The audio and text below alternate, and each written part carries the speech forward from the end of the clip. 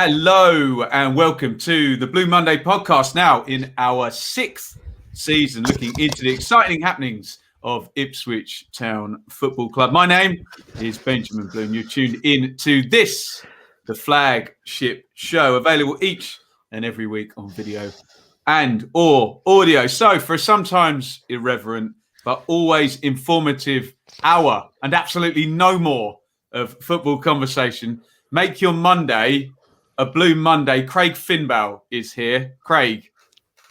Yes. How's it going? Oh, yes. I'm all right. I pronounce it wrong on purpose just to roll you up. I know you do. If you just pronounce the surname, I could be like some Brazilian footballer. Finbiniao. Yeah. I'm all right. Thank you. I had a good few inches this morning. You can put that quote on my hoodie. I'll have that one on my merch. Do we need to start again? No, we're going to keep. Yeah. So, that's absolutely tremendous stuff.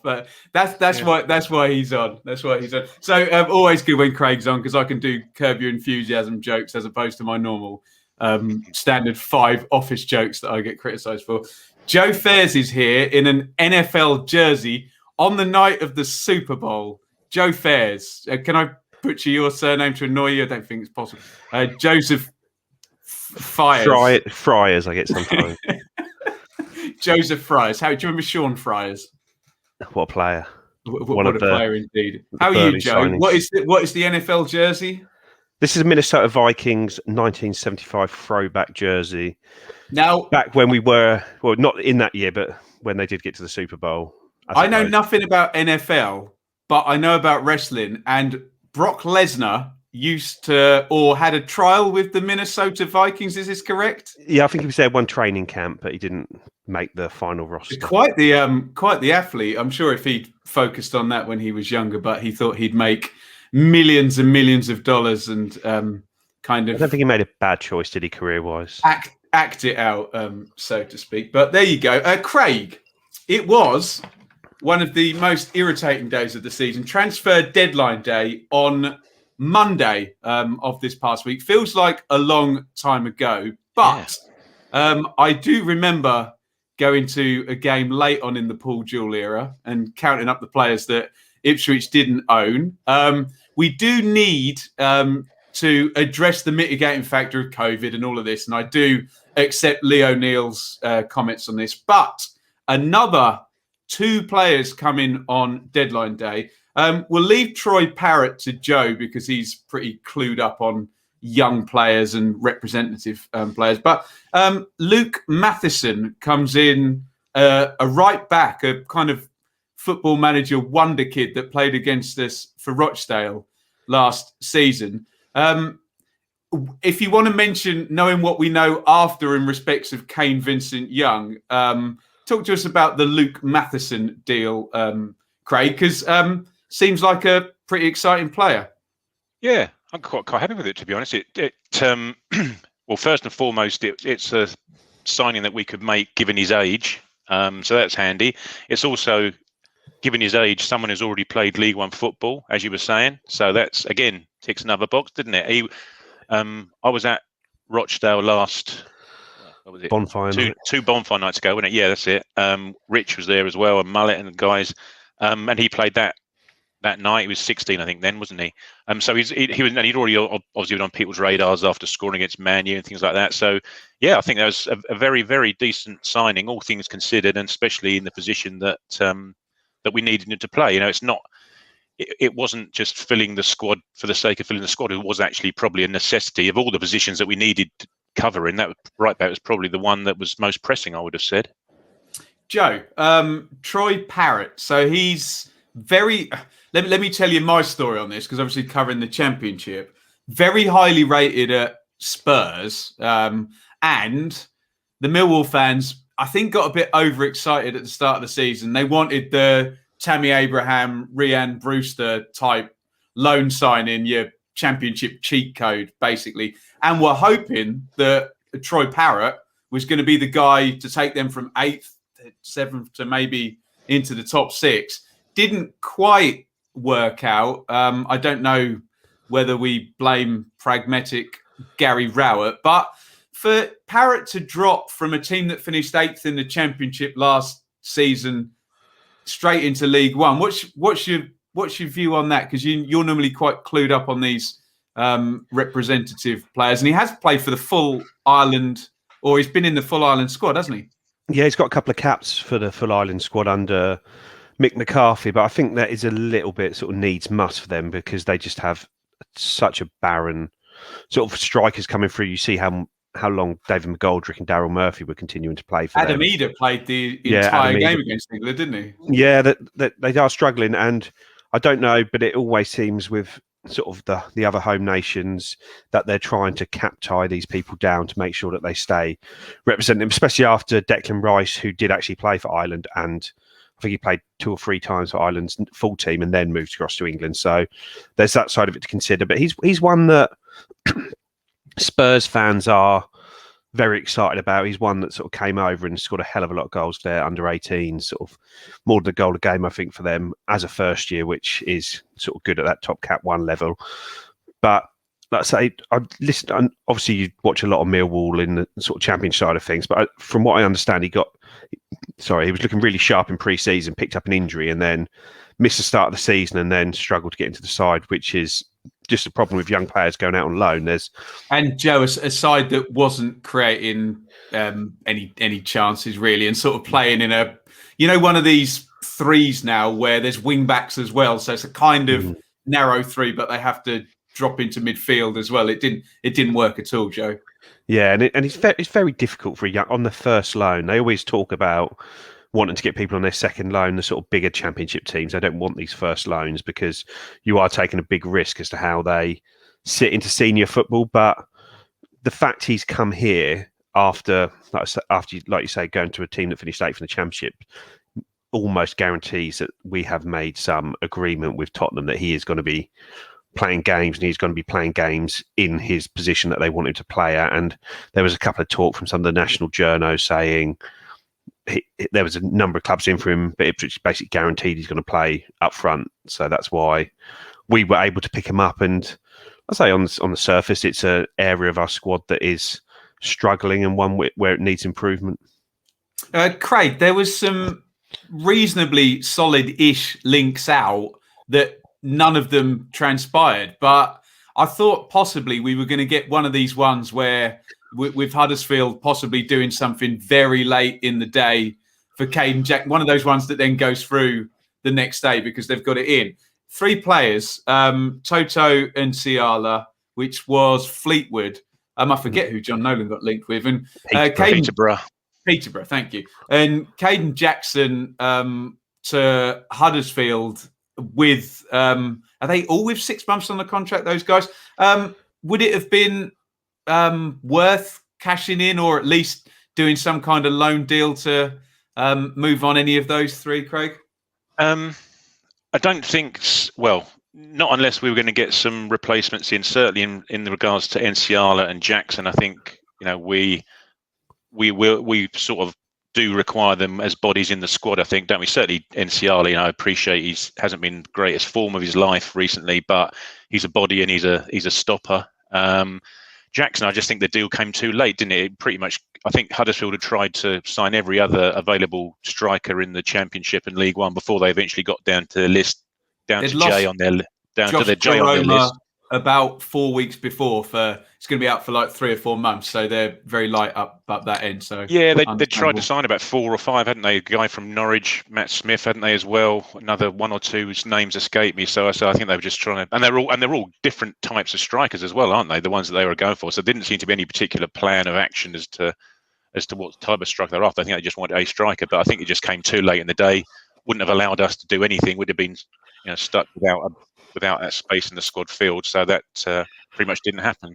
The Nolan one, he's flattered to deceive, isn't he? I think we're pretty much all of the same opinion that he's a damn fine footballer when he actually gets the opportunity and attempts to be a damn fine footballer. But for whatever reason, he just seems to be forever playing within himself. You know damn well if it had gone to Peterborough, he'd have scored half a dozen goals before the end of the season and guaranteed their playoff position. But again, whether we'll see him, Joe, before the end of the season, who knows? Joe, Brett McGavin goes out to Ayr United, where there's this kind of link up as well. Just talk to me, Joe. Let me put my tinfoil hat on now. Is this Marcus Evans backing Paul Lambert into a actionable position? I think there's sort of many ways to look at it. Some will say that, this shows that he's got every faith in Lambert and he's continued to back in him. Others will say he's put him in a position where he's got no excuses. Others will say the fact that someone like Caden Jackson, who does not fit into Lambert's preferred formation at all, we've got an offer sitting on the table from a championship club, regardless of how late it is, that it's not even considered, makes you think that there's sort of Evans is looking to keep the squad together in case there's another manager coming in who may be able to find some use for him. Same with Donatian. But I think you can read it whichever way you want to, and I think everyone's sort of ongoing opinions of sort of the football, Lambert and the football club will probably sort of decide their reasoning on what has happened with regards to it. But like I say, I'm not overly comfortable when you see it that we've now got 6 loans in the squad and you can only put 5. You can only play 5 in the 18, and yesterday 18. We started 4 loan players and another one off the bench, and it's a bit like how have we got ourselves back in this situation in the manager's 5th transfer window? How are we back here with a squad full of loan players? Well, we were saying when we sorry Ben, I'd say we were saying Joe and I were on the Blackpool Seasiders podcast on Friday night, and we were pretty much having the same conversation, weren't we? That our transfer windows, it may have been during or after, we chewed their ear off for about 10-15 minutes afterwards, and they wanted desperately to get rid of us, and me and Joe just pouring our hearts out about how bad we were to them. And we were saying that our transfer windows are pretty much transfer window to transfer window. You know, there's no thought process about 2 or 3 ahead, let alone 1 ahead. And I think it was Steve Lewis on Twitter was saying that it's a very short-term fix for an irreparable problem.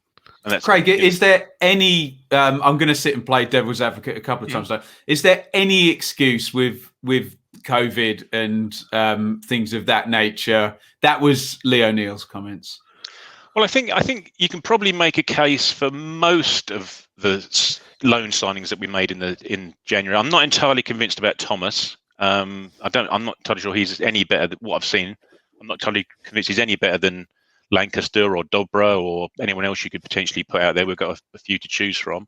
I say Mathison, yes, not a problem at all. Parrott, if he plays like he did yesterday, then again, not a problem.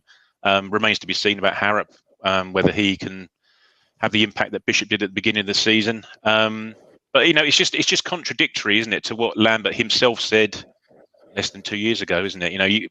The quotes were wheeled out by the guys at the East Anglian about, we don't want to find ourselves in a position where we've got 6 or 7 loanees and not blooding our own youngsters. They're gonna flag COVID to debunk that accusation, don't you, Craig?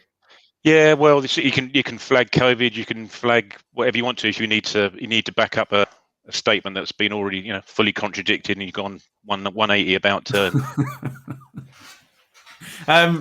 Joe, Kane Vincent Young. So this parlays into the Mathison news. I wonder whether they already knew this. We mentioned last week that he was running around on the Football Focus feature, but very frustrating news. And obviously, we wish him well. A hyperextension of the knee quoted for Kane Vincent Young being injured again. How disappointing is that, Joe? Such a good player. Just massively disappointing, and hugely must be really, really tough for Kane himself to take in. Sort of all accounts you read from the sort of journalists and people that know him all say he's a sort of great guy and just doesn't deserve this luck. But I'd say I personally think that we were sort of not dicing with death a little bit, but going into the end of the January transfer window, we'd got rid of Donatian, who was totally out of favour. And if we were going to be rolling with just sort of Luke Chambers and Kane Vincent Young, I think we were probably not making the wisest squad management choice there, because you just can't you just can't rely on a player who's been out for 15 months coming back and hitting the ground running.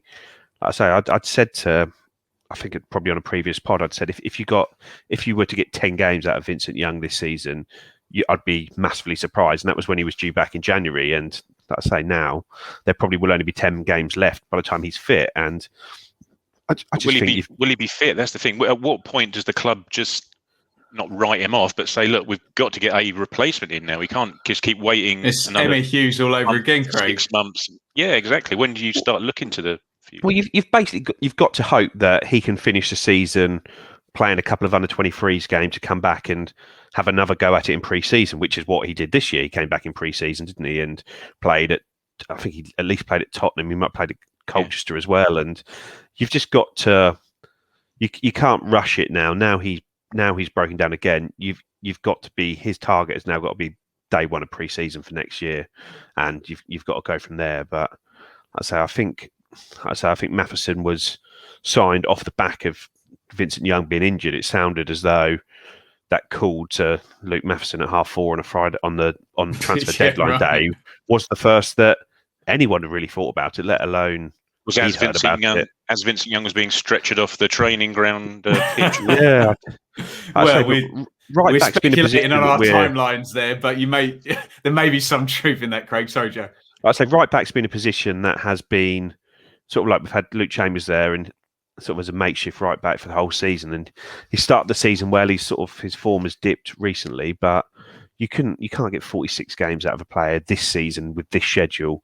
It's just impossible to do so. And hadn't missed a minute until yesterday's game all year. And it just seemed that, I don't know, I always felt that the Mark McGuinness signing was the wrong position. If we were going to bring in a young player on loan at the start of the season, that needed to be a right back, not a centre back, because I thought we were pretty comfortable at centre back at that point, and I don't think it's really helped us that much. No.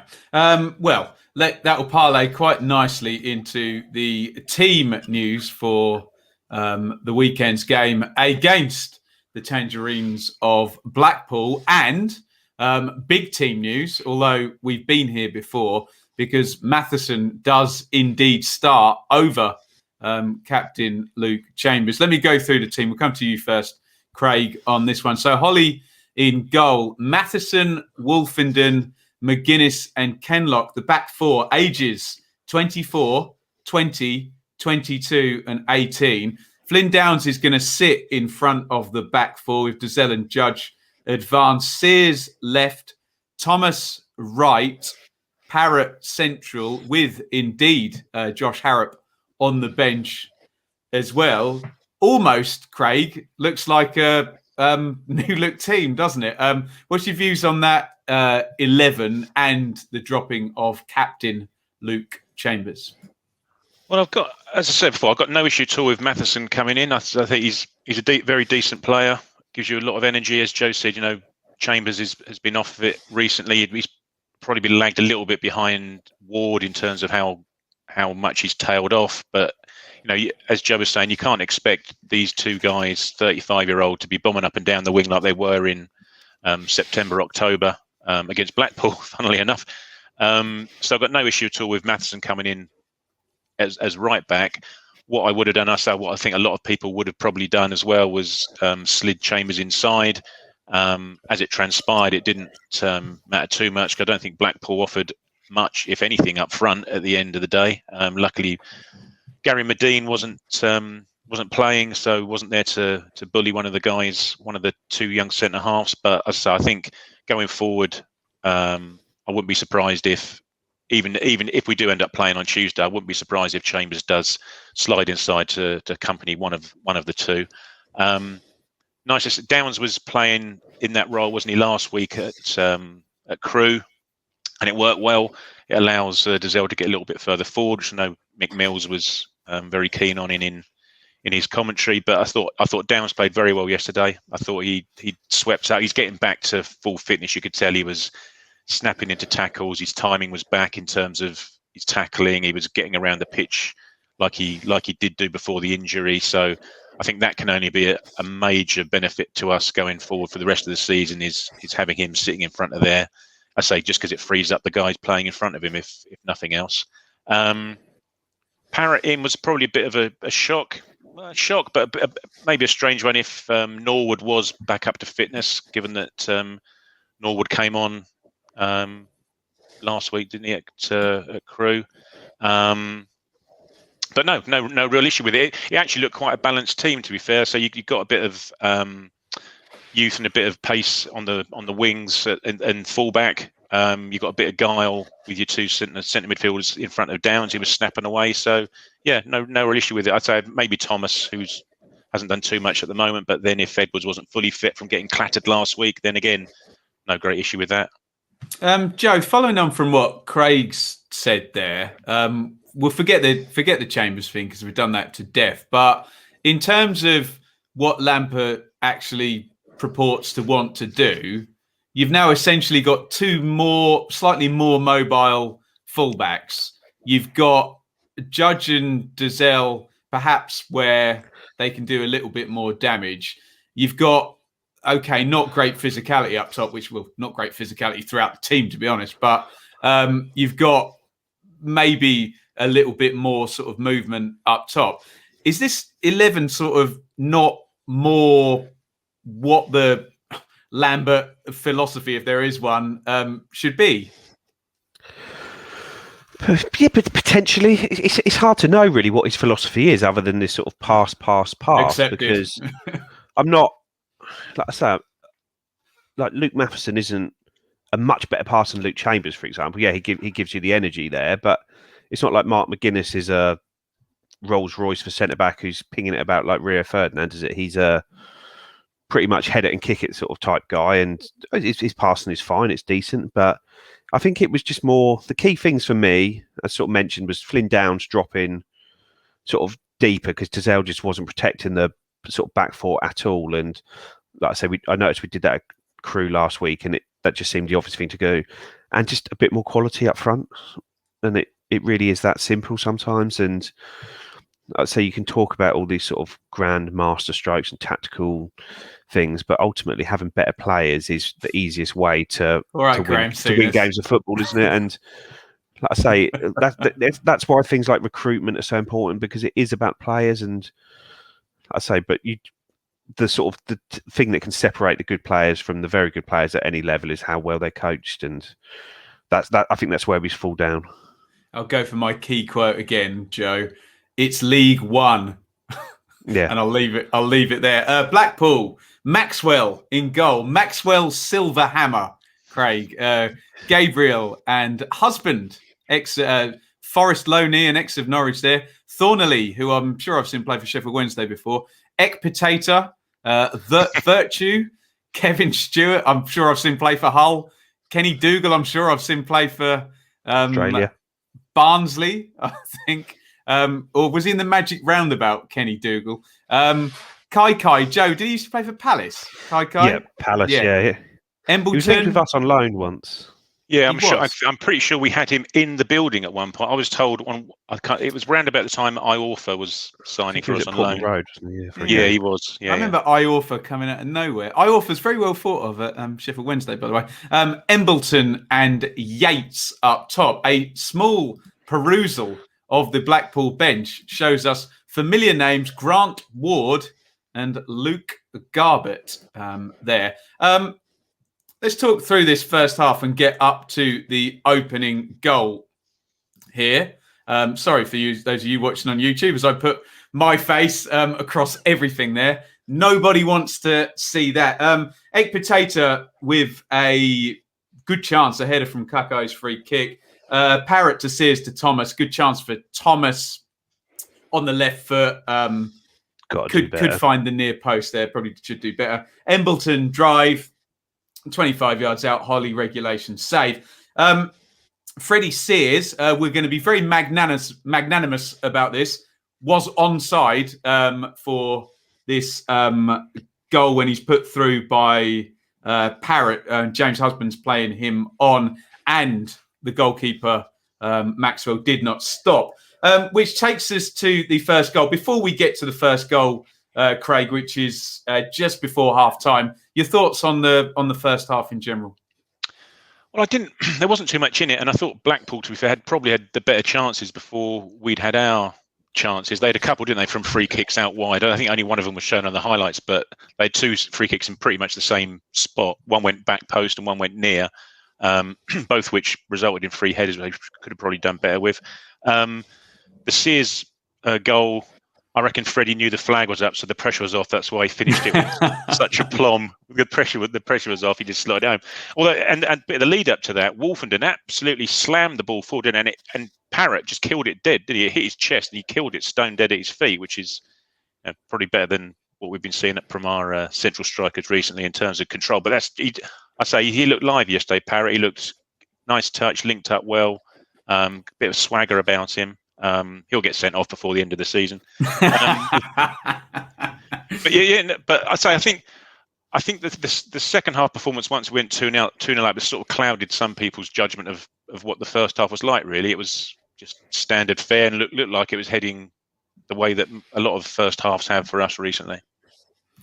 Joe, let's talk about this first goal. And I have to take issue with the Blue Monday WhatsApp group here for their complete lack of balance on Alan Judge. I dare say if this was an Ipswich Academy player, the WhatsApp group would have lit up. But a stony silence, and I thought a really good goal, actually, by Alan Judge here.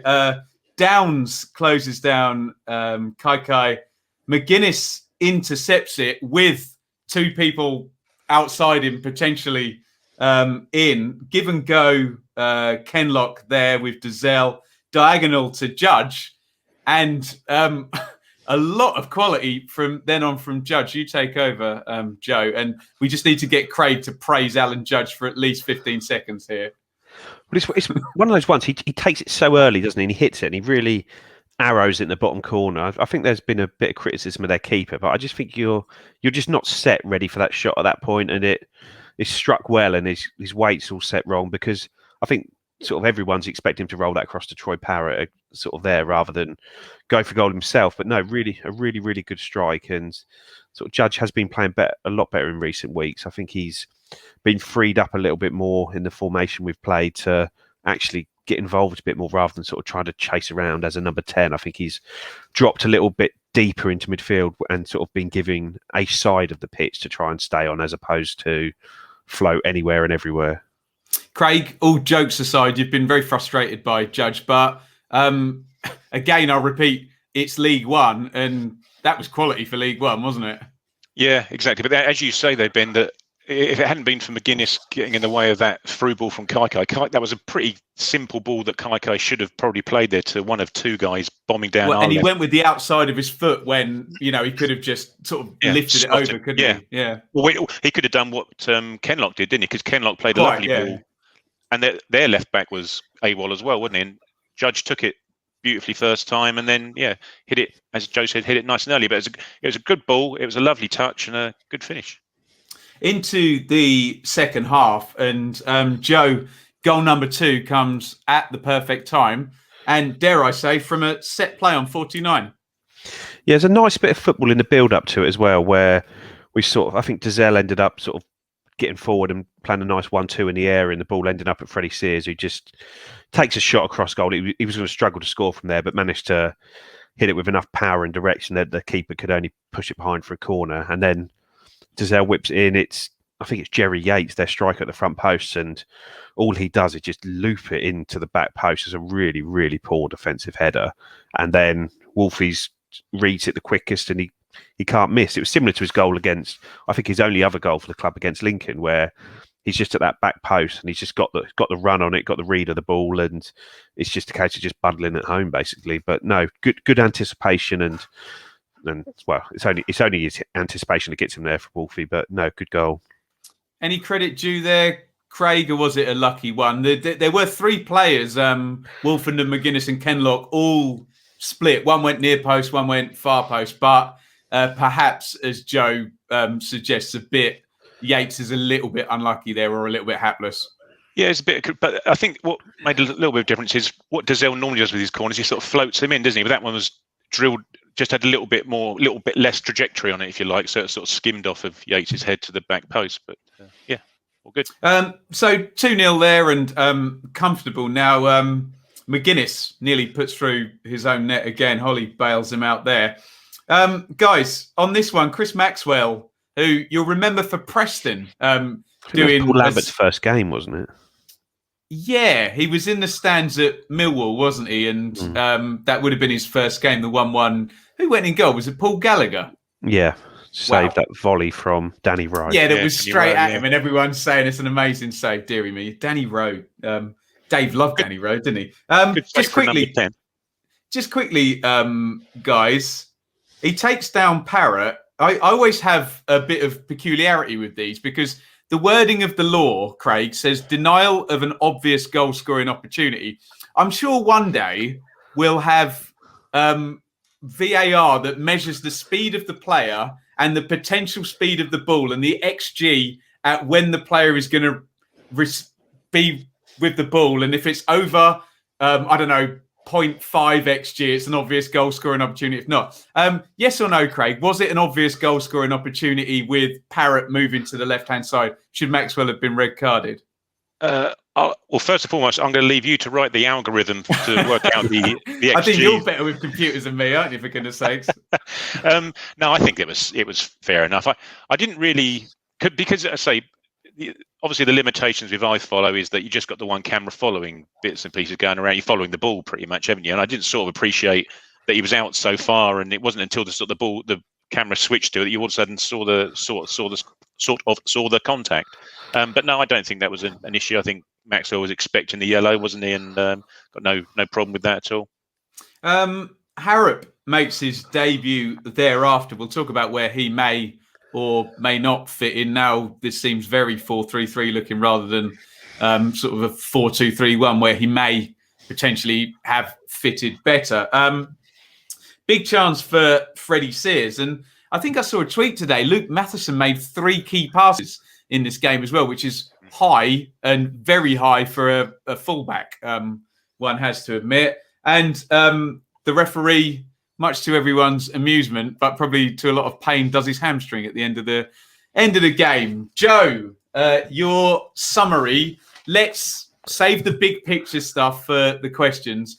In isolation, given the new signings and things of that nature, your summary of this one. Good result. It was an improved performance. I didn't think it was a particularly brilliant performance or anything along those lines. It just seemed sort of 2 relatively even match sides in the first half.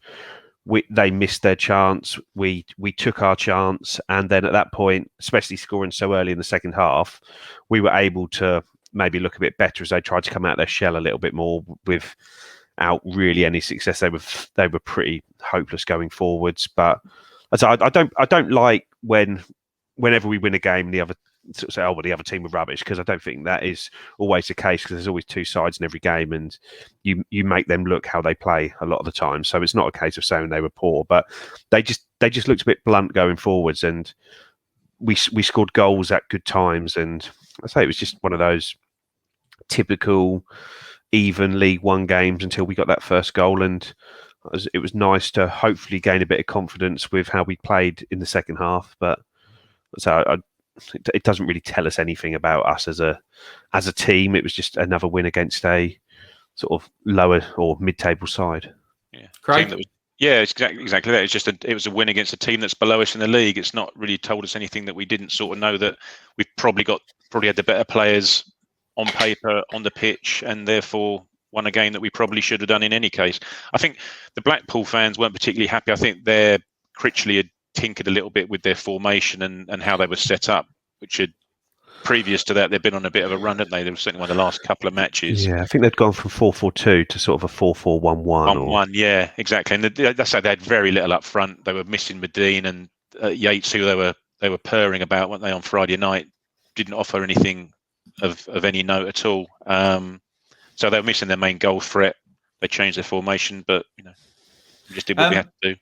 Before we go to questions, I just want to throw a complete grenade into the podcast here. Ipswich move into 10th, 4 points off the playoffs at a rate of 1.625 points per game, projecting a total of 74.75 points per game. If one were to look at the previous 12 seasons in League One, one would conclude that only in last season, where things weren't completed and Fleetwood finished in 6th on 1.71 points per game, the remaining 12 seasons, every season, and I know you can't score 74.75 points, every other season you are in the playoffs, i.e. 1 point above 7th place, with 74.75 points per game. Is this, Joe, an argument for if I'm going to Marcus Evans with my little cowering, with my nose running, with my little book of facts, is this an argument that Evans will accept that, yes, we would then need to analyse the remaining fixtures and see how we project out for the remaining games. But currently, by points per game projection and using all 12 of the previous completed seasons as a sample, we are currently on course to make the playoffs. I think you have to ask, what is the goal for this season? Is it to get promoted, or is it to qualify to give yourself a 1 in 4 shot of getting promoted? And I think it was very noticeable. The first statement back in Lambert was talking about how close we were to the top 2, whereas the next statement was talking about how close we are to the playoff zone. It's like, is that what we're going for now, the playoffs, or are we still trying to go for the top 2? I think it's, whilst I don't disagree with the sort of looking at the previous seasons, and I'd always say 75 points is enough. Ironically, when we did get in the playoffs in 2014-15, it took us 78 points to qualify a goal difference in the championship. That was the highest tied season. You realise that was the hardest year to get in the playoffs in like 15 years. That was crazy, wasn't it? Yeah, and but I think you do. At the moment, though, you have to look at the league table for what it is, and you have to look at the teams that are above us in the league and where they're trending. And I don't think you can sort of say, "Oh well, we're on track to get enough points to get in the playoffs." Like I say, if you were on track to get enough points to stay up, but you're bottom of the league. I don't think that, especially in sort of a season like this with COVID, where there's been a huge change to squads towards the bottom of the league, and there may be a bigger gap between the sort of top 8, 10 and the rest of the league, where sort of it may be one of those seasons that ends up with a lot higher points needed to make the playoffs. But especially with away games seemingly being easier as well, Joe, this season. Yeah, like I say, I think you have to judge it by looking at the league table, and ultimately we're 10th and we're a few points off the playoffs, and there's teams above us with games in hand on us. We've got games in hand on others, but ultimately we are 9th or 10th at the moment, and that's what you should be being judged on. Craig, if I were a little Marcus Evans yes man and you were Marcus Evans and I brought you those figures, would you be in any way convinced? Well, I think you probably look at what everyone else's points per game is going to be as well, because Accrington's is going to be better than ours. So that's and it's more a case of those teams that are currently in the top 6 plus Sunderland plus Crewe. How many of those are going to be dropping out to allow you to take their place? It's not just how well we do; it's how badly other teams are going to have to do in relation to us, isn't it? Absolutely, yeah. So yeah, no, I as Joe said right at the very, very beginning about how Evans is seeing this, and we can only assume in the background that wheels are in motion and that there will come a point in time, maybe soon, depending on fixture list that you were talking about off air earlier, that may not come soon. But yeah, so I just think it's just the number of teams that are between us and what we need to achieve rather than the points. Just to reference that conversation Craig's just mentioning, Joe, these are the current league positions of the remaining teams that we're playing. Obviously, they could change by the time we play them. But what appears, Joe, is that it goes from quite hard to easier. So basically, we play, assuming that the Peterborough game goes ahead, we'll talk about that at the end. We play 4th, 17th, 11th, 3rd, 2nd, 8th, 14th, 1st, 12th, 5th. But then the last 9 games, Joe, 23rd, 20th, 18th, 16th, 6th is Charlton, 22nd, 19th, 21st, 15th. So, I mean, you can look at that 2 ways, Joe, can't you? That it would be a good time to make a change or a good time to keep somebody. I don't know what your thoughts are. I'm just trying to get into Evan's head I know what Joe's thoughts are. What are Joe's thoughts, Craig? Well, I think the sort of the big question mark, like there's many question marks over Paul Lambert's management of Ipswich Town, and I'm sure most fans are in a camp now, which they'll probably stay in until the very end of his time here. But ultimately, we cannot beat teams above us in the league. That is the simple fact of the matter. So you say we've got Peterborough Tuesday, and then we've got, Shrewsbury, Northampton. It's 17-11, but then third and second, which would be Hull and Doncaster, yeah. And Lincoln still to come as well. But I mean, if you look at if we lose to Peterborough, beat Shrewsbury, beat Northampton, lose to Hull, lose to Doncaster, then what's the point? Because you can't just keep losing to the teams at the top of the league. And if you do just keep losing to them and the owner isn't going to make a change at that point, then we might as well, as Jimmy Walker said, if we can't finish in the top four, we might as well just pack it in. Craig, ultimately, if you get in the playoffs, you've got to beat literally across 3 games 2 top 6 teams, haven't you? Yeah, which combined we probably haven't done over the last 2 seasons, have we? So no. Well, there you go. Just quickly, food for thought. Currently, the last 9 games, the average position currently 17th over the last 9 games. So the Cowie brothers will be licking their lips when they get to play against us, being managers of AFC Wimbledon. Yeah. Oh my goodness me. Let's have a look at some questions, guys. Should we give that one to Craig? I think we should definitely give that one to Joe, shouldn't we? Again, selection policies being. Does that make me Paul Lambert in this instance here? I'm not sure. It makes you Jackie Weaver. Okay. Will Joe bounce back after being dropped last week? Says Andrew. Joe, are you unhappy with being dropped? Ben, I've said I'm only going to talk about the game. Move on, because I need to find that question. You have no authority here, Joe Fairs. I'm the vice chair. Oh, dearie me. Let me just have a look here, because there was a question about... I think it was from Alistair. I think just gone past it. Have I? There we go, Alistair. Right, let me read this then. In his post-match interview, Paul Lambert has said he instructed the ITFC team not to ask him about anything except the match, and reiterated to BBC Suffolk, if the press have questions about his team selection or anything at all, shouldn't the manager have to do his job and answer them? So this is in the interview with Brenner Woolley, Craig, and he's asked about Luke Chambers, and he does answer the question. This is a strange thing.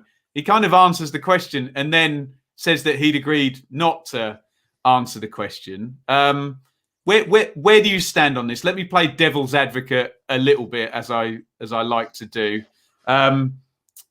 Is this people who are in the Lambert out camp looking for something on a day where maybe it's not the hill to die on that day, if you know what I mean, trying to find something? Or should Mr. Lambert be just boringly sidebarring the questions like football managers do? What is this important, Craig?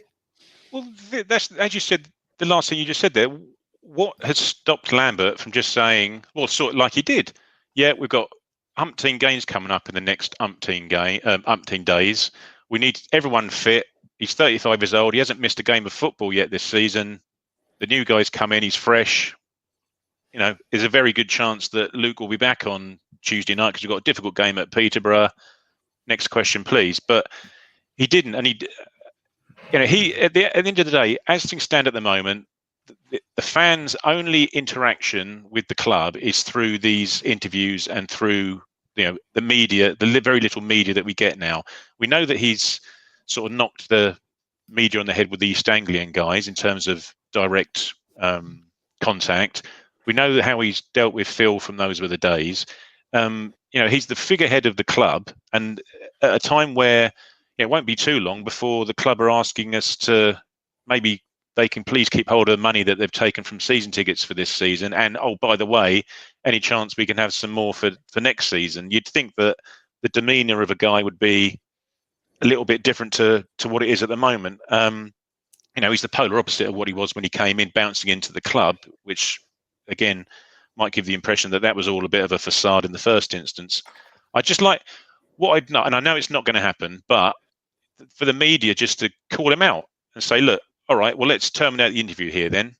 And then say to their listeners, say to their readers, we are being restricted from doing our job by asking, they're not questions out of order questions, are they? Then they're just run-of-the-mill obvious questions that have came out through light of the team selection. Every manager, every team selection gets asked about the changes they've made. It's the most boring question in the world. So it's not like he's not expecting it, is he? Yeah, if you're going to take offence to it, then, where are we? But as I say, they should just call him out and say, look, all right, well, let's not bother then. And then in the paragraphs that normally contain the boring, mundane ramblings of Paul Lambert, would just say, we're not being allowed to conduct our jobs in the way we'd like to. That's up to the club to turn it around. So, come back to us and we'll bring you some more monotonous sayings from the guy in charge once he deems it necessary to talk to us. Joe, is this important? Is this the Lambert out camp just finding something to claw onto, or is it more than that?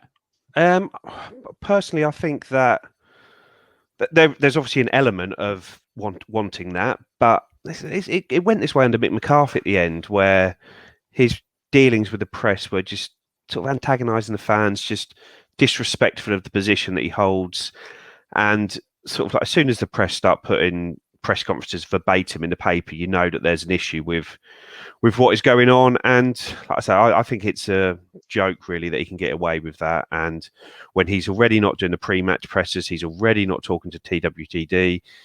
Like I say, the EADT guys are getting fairly short shrift of him at the moment, and ultimately, like I say, as Craig said, this is our only conduit to him as a supporter, and I just don't think it's right that he's doing it. I think it's disrespectful to the fans. I think it's disrespectful to his position. And like I say, Phil Ham was with the Talking Town guys last week and did a sort of a Q&A from those guys, and he just basically said that Lambert's just impossible in press conferences, that he's just so defensive. Everything is with a straight bat. Everything is the paranoia. I think he said he spoke to some of his friends previously who sort of dealt with him at Colchester, and one of them had sort of asked about something in the camp, and it was just like... I was going to say, Joe, he's been like that. I remember a big run-in he had with when he was at Norwich.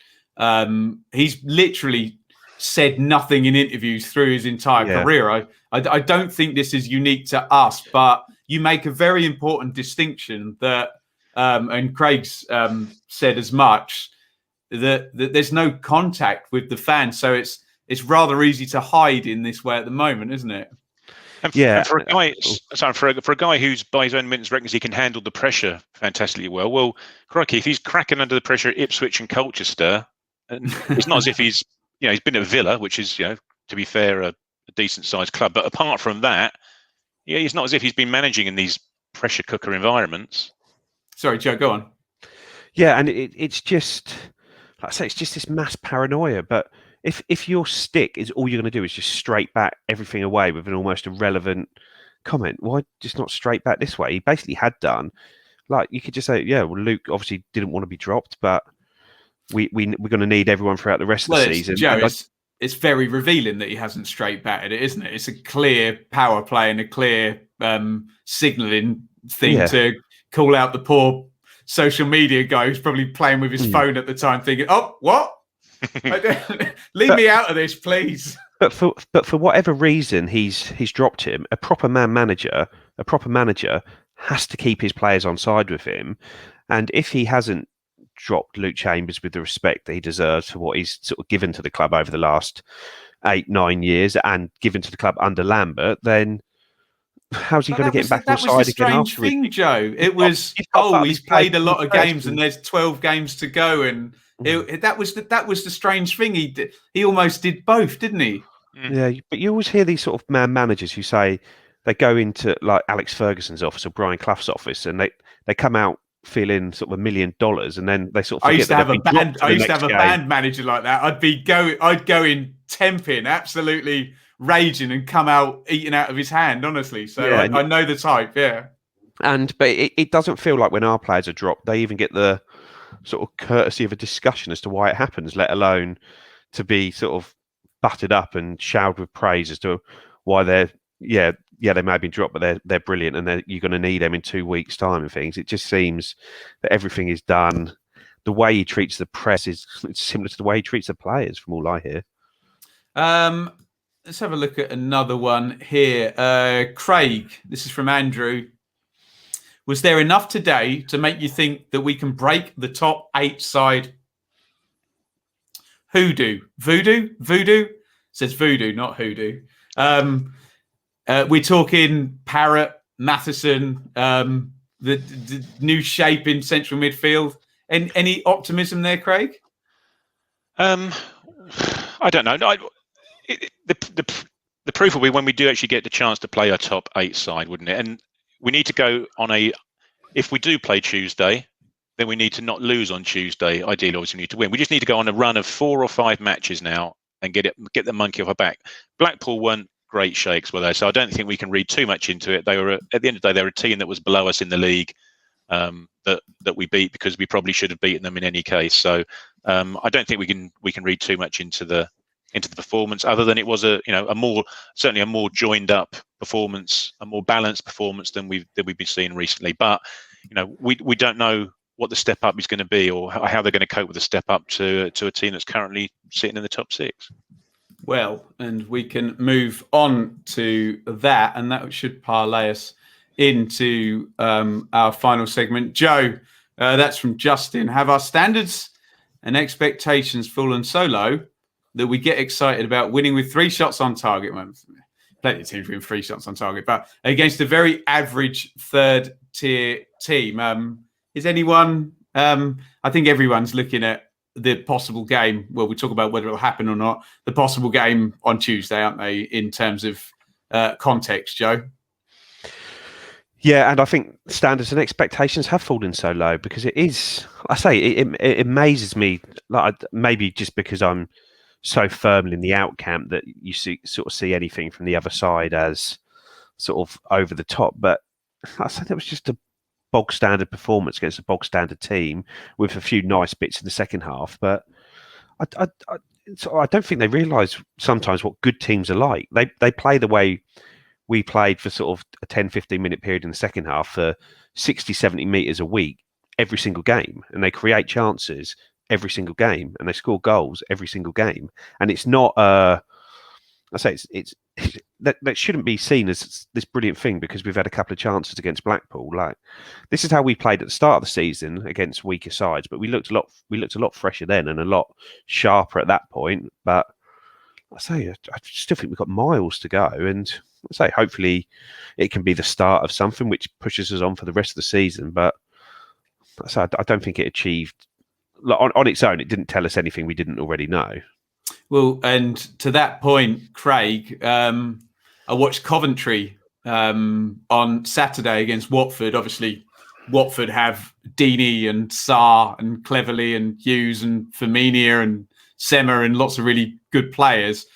Coventry are still playing the same shape. Well, gone to back 4. The same pattern of play that's built up from their title-winning run last season.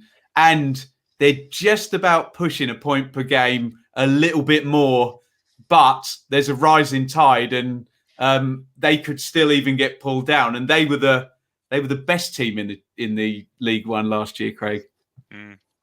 Yeah, well, and it's all real building patterns of play. But if we're going to start now building patterns of play, we're doing it with 4 or 5 or 6 players who aren't ours, and probably even more of those addition in our squad who aren't going to be here next season in any case when it really hits the fan in the summer and we need to start cutting our costs. So I don't know, it's shit or bust, isn't it, now till now to the end of the season? It really is, because I think what we're seeing now in terms of squad will be nothing like what we'll see if we're still in the same division next season, unfortunately. Absolutely. I need your meteorological expertise because we are due to be playing Peterborough There's the League One table there, who are in 4th spot there, and Peterborough 1 win, but we're all over the place with the games played there.